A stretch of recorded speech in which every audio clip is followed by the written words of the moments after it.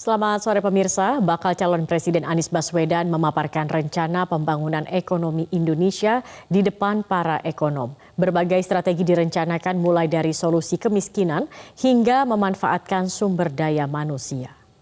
Dalam pemaparannya Anies mengatakan gagasan ekonomi Indonesia ke depan harus dengan penyelesaian masalah ketimpangan dan mengatasi persoalan pengangguran. Dikatakannya investasi perlu dialirkan kepada sektor-sektor yang menyerap tenaga kerja lebih besar seperti sektor manufaktur dan pertanian.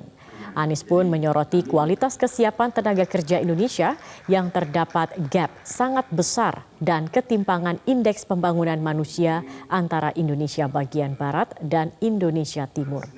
Selain itu, Anies juga memberikan penekanan pada outcome yang harus dicapai, yaitu pengembangan kualitas sumber daya manusia yang merata, pemerataan akses ekonomi, pengelolaan sumber daya alam berkelanjutan, hingga peningkatan kemudahan berbisnis dan investasi inklusif.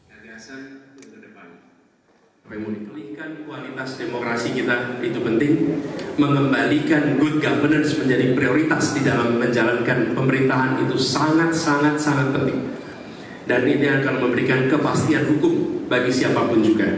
Lalu Indonesia yang amat luas ini perlu ada sinkronisasi atas kebijakan nasional sampai dengan daerah.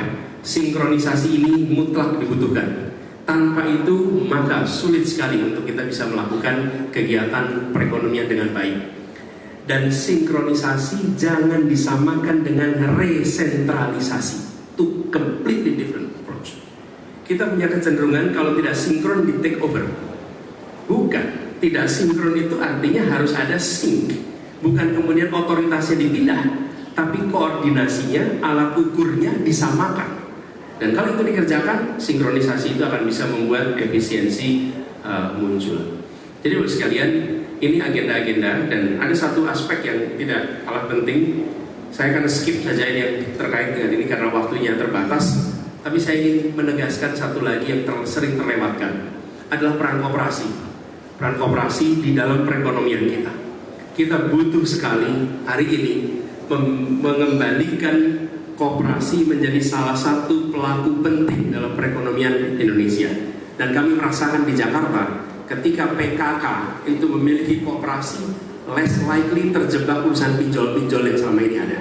Dan itu kenyataan yang ada di lapangan. PKK di Jakarta untuk koperasi. Di kawasan pertanian kami melihat perlu ada pengaktifan ulang peran koperasi khususnya di kawasan rural, khususnya terkait dengan pertanian, perkebunan, perikanan, peternakan, dan ada aspek-aspek yang kita harus kerjakan lewat jalur koperasi.